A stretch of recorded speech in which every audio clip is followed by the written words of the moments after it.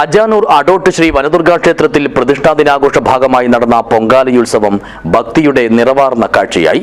ആത്മസമർപ്പണത്തിന്റെ സവിശേഷമായ ആരാധനയിൽ നിരവധി സ്ത്രീകൾ പങ്കെടുത്തു. This news sponsored by Forever for everyone.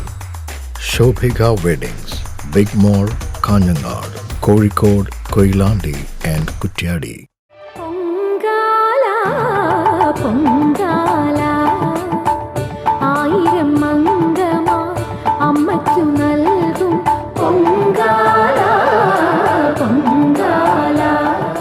December 1 മുതൽ 3 വരെയുള്ള 3 ദിവസങ്ങളിലാണ് അടോട്ട് ശ്രീ വനദുർഗാ ക്ഷേത്രത്തിൽ ഈ വർഷം പ്രതിഷ്ഠാദിന മഹോത്സവം കൊണ്ടാടുന്നത്. ഇതിന്റെ ഭാഗമായി 2ാം ദിവസമായ തിങ്കളാഴ്ചയാണ് വിശ്വാസികൾക്ക് അതിവിശേഷമായ ആരാധനയ്ക്ക് അവസരം നൽകിക്കൊണ്ടുള്ള പൊങ്കാല സമർപ്പണം നടന്നത്. ഉഷപൂജ, ഗണപതി ഹോമം, സ്വയംവര ഹോമം, മഹാമൃത്യുഞ്ജയ ഹോമം എന്നിവയ്ക്ക് ശേഷം രാവിലെ 9 മണിയോടെയാണ് പൊങ്കാല ആരംഭിച്ചത്. ക്ഷേത്രതന്ത്രി എടവന ഈശ്വരൻ നമ്പൂതിരി ശ്രീകോവിലിലെ ദീപനാളത്തിൽ നിന്നും അടുപ്പുകളിലേക്കുള്ള ആദ്യ അഗ്നി പകർന്നു നൽകിക്കൊണ്ട് ചടങ്ങിന് മുഖ്യ കാർമ്മികത്വം വഹിച്ചു. തിളച്ചു മറിയുക എന്നതാണ് പൊങ്കാല എന്ന വാക്കിനർത്ഥം.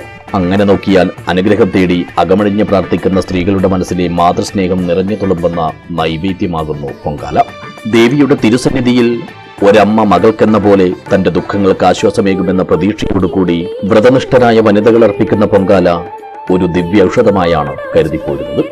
ആചാരപരമായി പറഞ്ഞാൽ അരിയും ശർക്കരയും നാളികേരവും അണ്ടിപ്പരിപ്പുകളും ഉണക്കമുന്തിരിയും ചേർത്തുണ്ടാക്കുന്ന വിഭവം ദേവിക്ക് നേദിക്കുന്ന ആരാധനയാണിത്.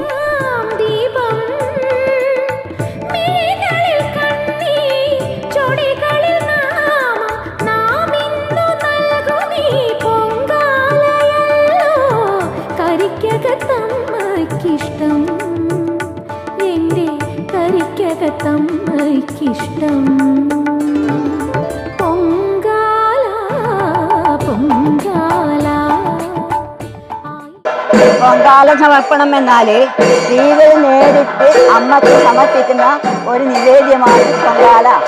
ഈ പൊങ്കാല അർപ്പിച്ചാൽ സർവ്വ സൗഭാഗ്യങ്ങളും പോരാണ്ട് ധനവും സമൃദ്ധിയും ഉണ്ടാകും, വീട്ടിൽ ഐശ്വര്യം ഉണ്ടാകും, രോഗങ്ങൾ ഉണ്ടാവില്ല. ഇതിനെല്ലാം വേണ്ടി ചെയ്യുന്ന ഒരു പ്രാർത്ഥനയാണ് പൊങ്കാല നിവേദ്യം. പൊങ്കാല തുടങ്ങിയതിന് ശേഷം എല്ലാ വർഷവും മുടങ്ങാതെ വരുന്നവരാണ് ഞങ്ങൾ. 3 പേരും ഒരേ വീട്ടിൽ നിന്നാണ് വരുന്നത്. ഇവിടെ പൊങ്കാല സമർപ്പണം ചെയ്ത് കഴിഞ്ഞാൽ നമുക്ക് ഒരു ഭയങ്കര ആത്മസംതൃപ്തിയും, പിന്നെ നമുക്ക് ദേവിക്ക് വേണ്ടി നമ്മൾ തന്നെ ഒരു പ്രസാദം ഉണ്ടാക്കി ദേവിക്ക് അത് സമർപ്പിച്ച് ആ പ്രസാദം വീട്ടിൽ കൊണ്ടുപോയി എല്ലാവർക്കും കൊടുക്കുകയാണ് ചെയ്യാറ്. നമ്മൾ ആഗ്രഹങ്ങൾ എന്തെങ്കിലും ഉണ്ടെങ്കിൽ അത് ഈ സമർപ്പണം നമ്മൾ ചെയ്യുന്ന സമയത്ത് ദേവിയോട് അകമഴിഞ്ഞ് പ്രാർത്ഥിച്ചാൽ അതെന്തായാലും നടക്കുന്നതുമാണ്. പുതിയ മൺകലത്തിലൊരുക്കുന്ന പൊങ്കാല തിളച്ചു തൂവണമെന്നാണ് പാരമ്പര്യശാസ്ത്രം. ഇങ്ങനെ തിളച്ചു തൂവുന്നത് വരാനിരിക്കുന്ന അഭിവൃദ്ധിയുടെ സൂചനയാണ്.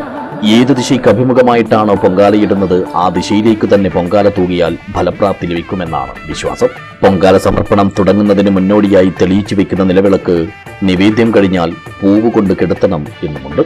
വ്രതവിശുദ്ധിയാണ് പൊങ്കാല സമർപ്പണത്തിലെ ഏറ്റവും പ്രധാനപ്പെട്ടൊരു സവിശേഷത.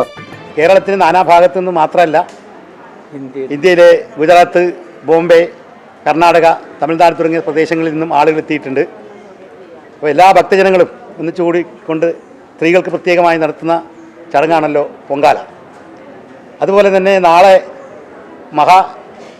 ഇവിടെ വിളക്ക് പൂജ ഒരു പ്രധാനമുണ്ട്. വർഷത്തിലൊരിക്കൽ മാത്രമാണ് അമ്മയെ പൂർണ്ണമായും പൂമൂടുന്നത്. ആ ചടങ്ങ് നാളെയാണ് നടത്തുന്നത്.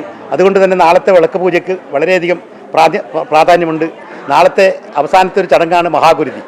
ചോറ്റാനിക്കര ക്ഷേത്രത്തിൽ മാത്രം കണ്ടുവരുന്ന ഒരു ചടങ്ങാണ് മഹാഗുരുതി. താഴത്തെ ക്ഷേത്രത്തിൽ, ചോറ്റാനിക്കരയിലെ താഴത്തെ ക്ഷേത്രത്തിൽ. അപ്പോൾ അത് നാളെ രാത്രിയാണ് നടക്കുന്നത്.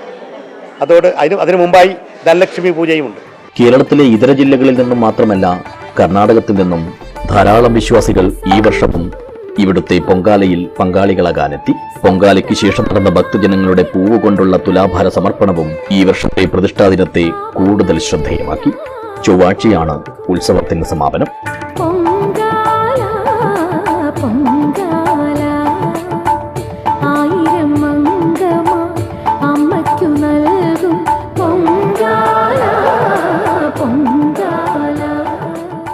News bureau, Kanhangad.